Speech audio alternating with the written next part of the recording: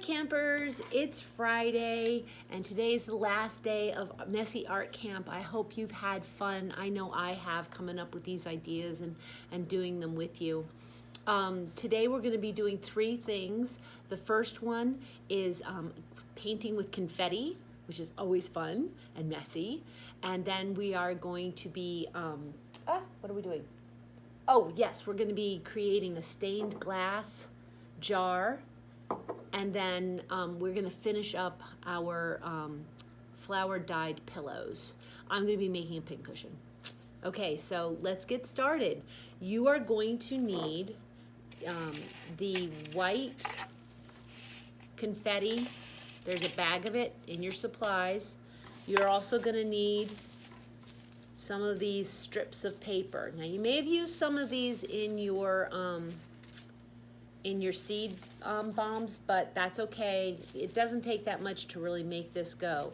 I'm gonna keep my white pieces separate. I'm gonna try and keep my cool and warm separate. If it gets mixed up, it really doesn't matter because it's confetti. So what you're gonna do is you're gonna take, a fair number, and you're gonna take some scissors and you're just gonna start cutting up. And you want to make them small because you want it to be confetti and not little strips of paper. So I'm going really, really small.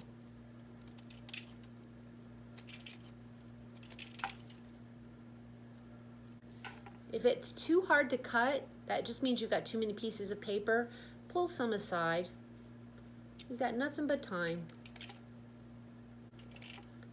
Okay, that's enough of the green. Now I want some purple. I'm going to pull out those orange and reds because those are warm colors and I want to stick with the cool colors first.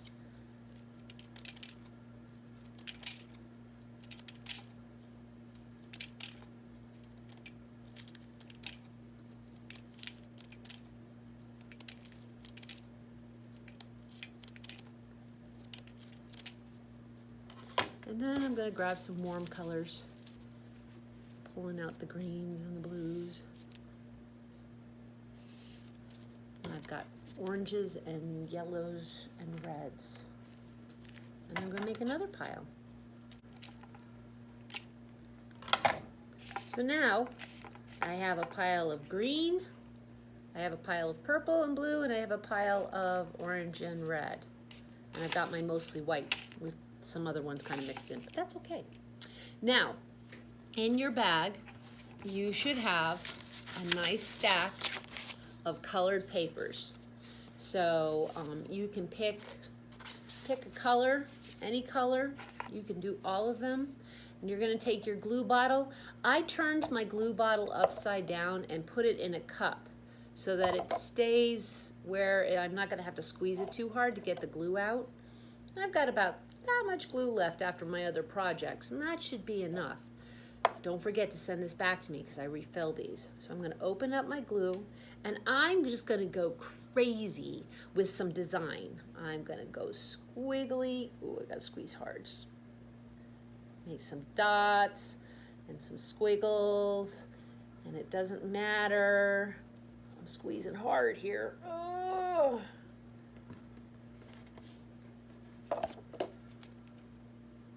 And now I'm going to take some confetti and I'm going to sprinkle it on here. And I'm going to pretty much cover it up as much as possible. Because what I have to do next is I don't want to get the glue on my hands necessarily. So I covered it all up. So now I'm going to take it and I'm going to press down. This is when the glue gets on my hands. Remember, when you get glue on your hands, you don't need to go run and wash your hands right away. Just rub them together and the stuff pretty much comes off. And now I'm going to dump it back into my tray. And now I've got you should have enough supplies to do yourself a few. All right, I have to clean up my mess, and then we're going to move on to our next project. Hi campers, welcome back. I've cleaned up my mess, and now I've laid out the things I'm gonna need for our next project. And that is, I've got my jar. Yours might look a little different, but it's a glass jar, and it had a bag of tissue paper squares in it. So I've taken out some of the tissue paper so that I can get at it, because my hands are gonna get sticky and I don't wanna have to reach inside the bag. Also, you have 2 little containers of liquid starch. You can use them out of that container, or you can put them in something bigger. You're also gonna need your paintbrush. And what we're gonna be doing is we're gonna be putting the tissue paper onto the glass jar. We're gonna cover it all up, even the rim here, so that we'll have a pretty little votive. You can put a fake candle in it or some flowers. It's lots of fun. So most of you have done this before. You're going to paint a section of the glass with the starch and then start laying on tissue paper. And then when you lay it on the starch, you then paint over it. And then you grab another one and you put it, you want them to overlap, because that makes for a real pretty pattern. Oops, I got a really big piece here. Now, that happens, I can fix that. I can just rip that and put it back on. Make sure that the starch is everywhere the paper is gonna go, and then go back over it. I like alternating different colors so that I get a real nice combination, but you can choose one color. You can make it all green or all orange or all purple. It's all up to you. It's your choice. You should have enough to do that. You can make them contrasting colors, so I'm putting red next to green because they are on opposite sides of the color wheel. Don't work the tissue paper too much, because it will rip, and or it can bleed into the other colors, and you don't want it to get too muddy. Orange.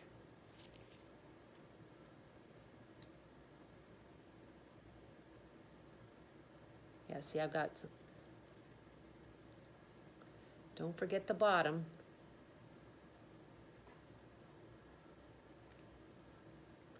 Now, some of you, your jars have some texture to them, so all you got to do is just press your brush down, and it should pretty much fill in those colors.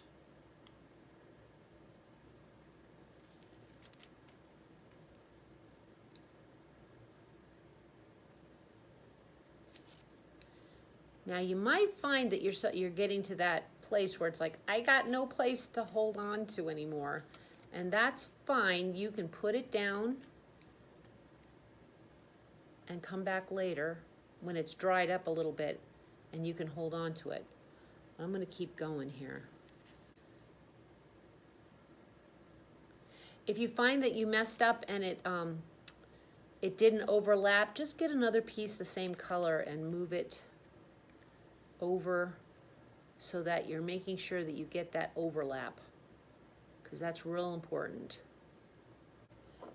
I like putting it over the lip, just like we did with the paper bowl with the fabric, so that it goes all the way around and there's no glass showing from the top. Yeah, if you're touching it and it's wet, it'll just peel off like that. Well, that's all right. I'll just put that to the side, and I'll grab another yellow one and put that one on. As you can see, now that I've got starch on my fingers, it's starting to stick to the paper. Just be patient. Use your paintbrush as a tool to help you manipulate the paper where you want it to go. And like I said, if you need to take a break, which I do now, go ahead. And then when we come back, we'll be starting on our next project, and I'll let you see how this looks all finished. Don't worry about saving the starch. Just throw it away. But do please remember to put the little cups back into the bag when you bring it back, because I do reuse these. They're very, very handy. So I'm going to clean up my mess and get ready for the next, the last project. Hi campers, welcome back. We're going to be finishing up our messy art camp with our fabric that we made that we dyed with flowers.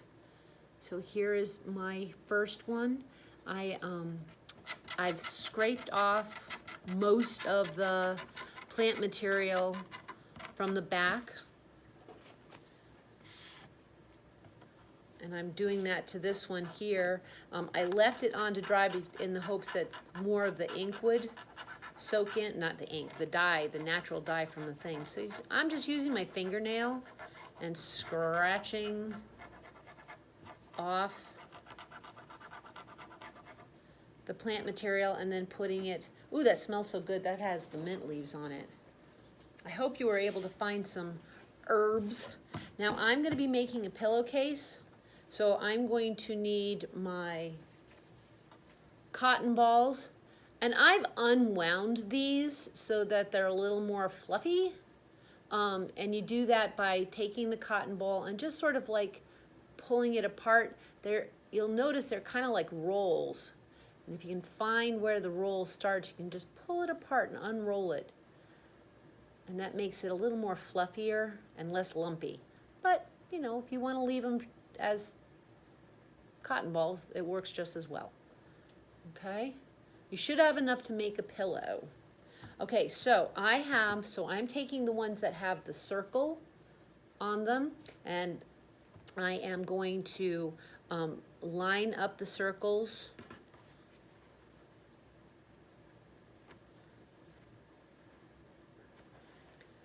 face to face. So the circle is on this side and the circle is on that side. I'm matching them up this way. Now, if you can't see the circle through your fabric, you need to take a marker and do it a little bit so that you can see them. And then I'm going to take my needle and thread. You have a very long piece of string in your supplies, but you'll see that I cut it very short because short is easier to work with. I gave you enough to make sure that you could make a pillow, which is a little bit bigger, but you're gonna wanna cut it off and then have somebody help you put a knot at the end. So I've threaded my needle with the thread. You see how short it is? It's not very long at all, because shorter is easier to work with. Okay, and now I can't see my circles through the thing, so I'm gonna take it off, and I'm gonna take a marker. You have a fine tip marker in your supplies, and I'm gonna go over that line so that it comes through to the other side.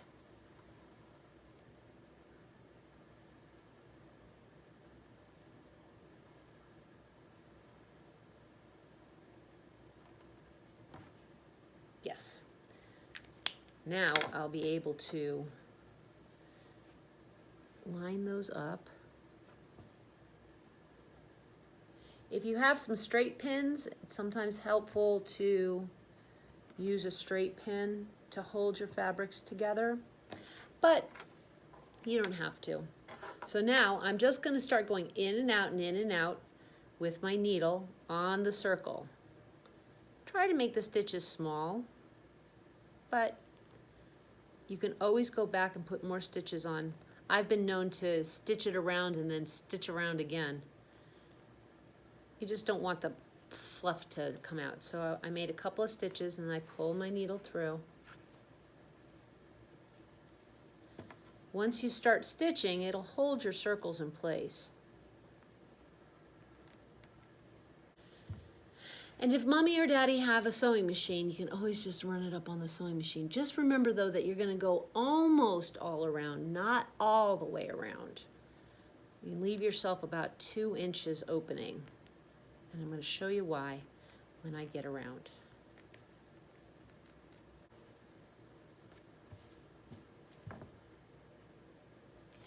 Okay, so I have stitched almost all the way around. I started here and I stopped here, so I have a little bitty opening. Now I'm not gonna take my needle out, I'm not gonna knot it, I'm just gonna stick it through the middle so it kind of stays out of my way for right now, because I need to trim my fabric. It's too big. Now if you make a pillow, you can just go around the edges of the fabric and you don't have to do this part, but with this, we don't need quite so much. So I'm gonna leave about a 1/2 inch from where my stitches are, and I'm just gonna cut around the circle.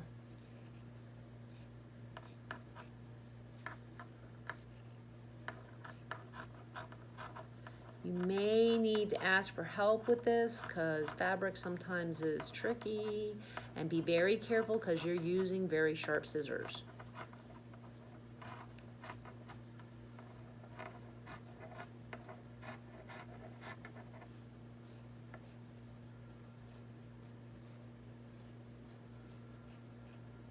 There.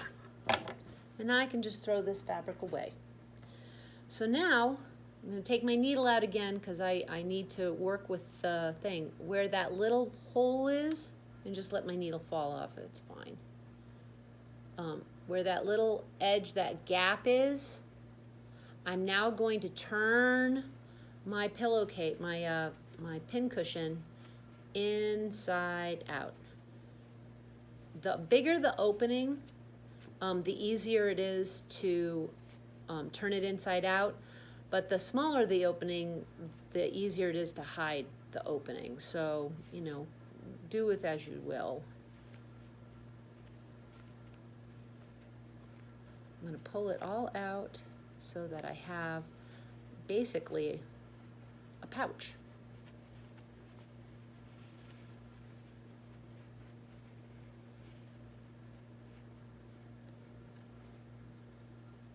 There's my pouch, there's my flower on the front and my flower on the back.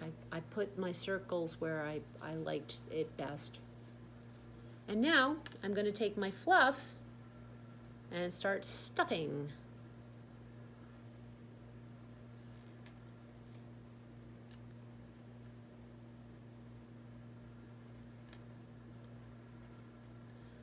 I did not make a very big hole, so it's going to be a little tricky here.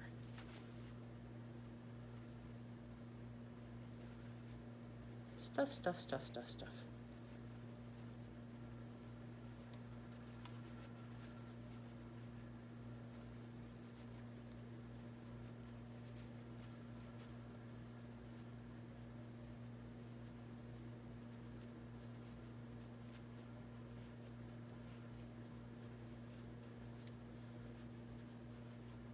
If you have somebody helping you, it makes this a lot easier because one person can stuff while one person holds the hole open. But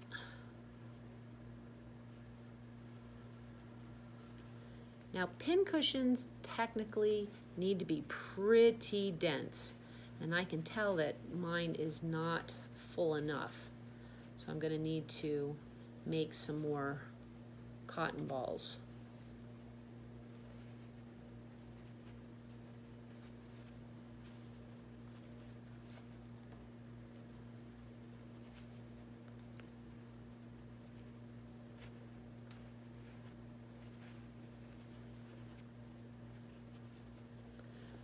Cotton is a good thing for pillows and for pin cushions because it's a natural fiber and it helps keep the needle sharp. There. Now, I lost my string. So I'm going to pull the string out.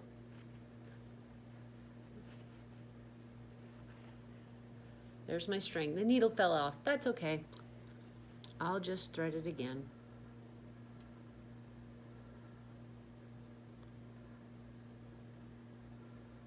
And then, with those edges turned in, I'm just going to come and go over, under, over, under. Boop, boop, boop. May need to get a piece of longer thread. This is called a whip stitch, and I go through the front of the fabric to the back of the fabric, and then I go over, back to the front. That's called a whip stitch. I'm not sure why, but I guess because it whips around.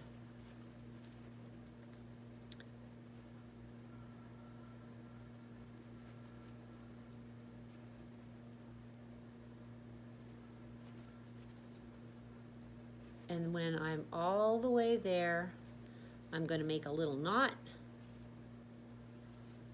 And you make the knot by, when you put it through the front to the back, you pull it through, but don't pull the stitch tight.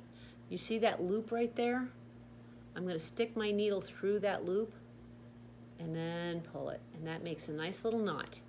And then I'm going to stick my needle into that edge, and I'm going to pull it through the middle of the cushion, and then I'm just going to pull the needle off and trim that thread.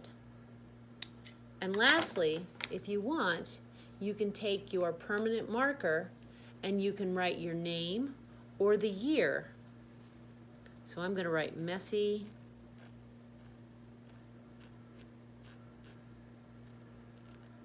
Art 2020.